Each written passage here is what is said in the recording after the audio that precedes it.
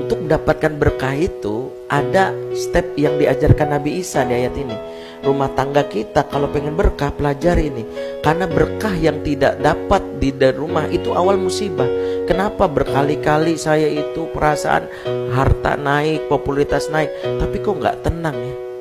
Kenapa ya perasaan saya ini sudah melakukan banyak hal, follower banyak, tapi kok ternyata banyak sekali masalah ya. Ada aja kemarin ada yang sakit ini, anak ini saya sakit, ini tambah lagi, habis ini sakit, ini muncul lagi, habis ini banyak musibah. Ketika berganti-ganti musibah sekitar kita, bisa jadi itu tanda dicabutnya berkah. Apa resep berkah pertama? Kata Nabi Isa, lanjutan ayat ini, dan inilah cara kita mencari berkah.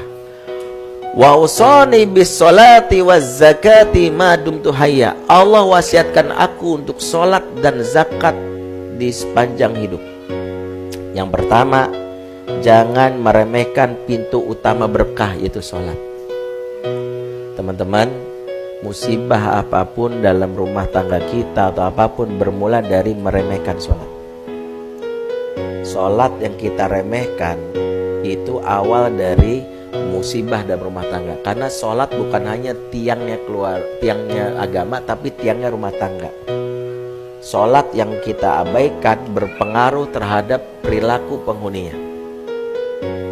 Makanya ketika ada orang yang sholatnya sudah mulai berantakan, selama ini salah pahamnya kita apa? Kita menyangka sholat itu cuma dikerjakan. Makanya kita selalu kalau nanya ke pasangan gini, sayang udah sholat belum? Atau nanya ke anak, kamu udah sholat belum? Sekedar udah sholat itu bukan perintah Quran. Perintah Quran bukan mengerjakan sholat. Salah.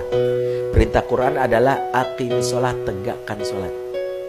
Karena sholat yang dikerjakan tapi tidak tegak, tidak berdampak kepada diri. Itu yang disebutkan dalam surat Maryam ayat 59.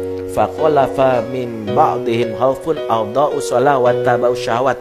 Kelak akan muncul di belakang mereka generasi yang suka mengabaikan sholat dan mengikuti hawa nafsu. Ayat ini tidak mengatakan meninggalkan sholat, tapi mengabaikan. Tahu yang mengabaikan? Dia sholat, tapi satu, sholatnya pas injury time, saat zuhur menjelang asar, tadi ya, saat subuh menjelang duha ya, sholat suha namanya.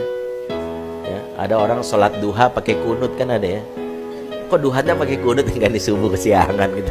Itu sebenarnya itu yang kayak gitu tuh. Nah, sholat duha pakai kunut, yang subuh kesiangan, suha atau apapun, itu ciri sholat yang nggak mukimah. Ente sholat tapi nggak dampak. Itu yang pertama. Yang kedua, sholatnya buru-buru.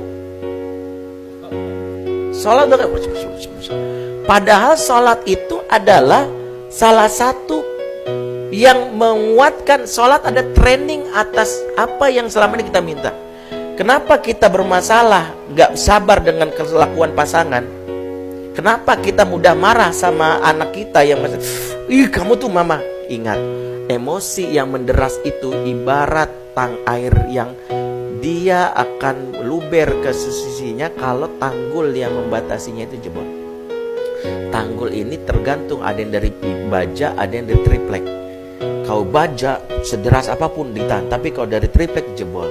Tanggul ini namanya as-sobru, kesabaran. Nah, kesabaran itu sangat erat kaitannya dengan kualitas sholat. Makanya kalau dalam Quran digandeng tuh, wasta'inu bisobri wassalah, minta tolonglah kepada Allah dengan sabar dan sholat. Tahu nggak kenapa sabar dan sholat digandeng? Karena ukuran kesabaran kita tergantung ukuran sholat kita. Contoh, siapa yang sholatnya kalau capek masih gini, Allah, Assalamualaikum warahmatullahi wabarakatuh, pasti nggak sabaran. Saya jamin, pasti nggak sabaran. Orang yang sholatnya masih buru-buru pas lelah menunjukkan dia nggak sabar. Bersama Allah aja nggak sabar, apalagi sama makhluknya. Maka begitu suami pulang, kamu tuh sudah ditarik mas, gara-gara suami naruh handuk di kasur. Kamu tuh berantakin aja sih, bener nggak sabar. Kenapa? Karena kita sholatnya berantakan.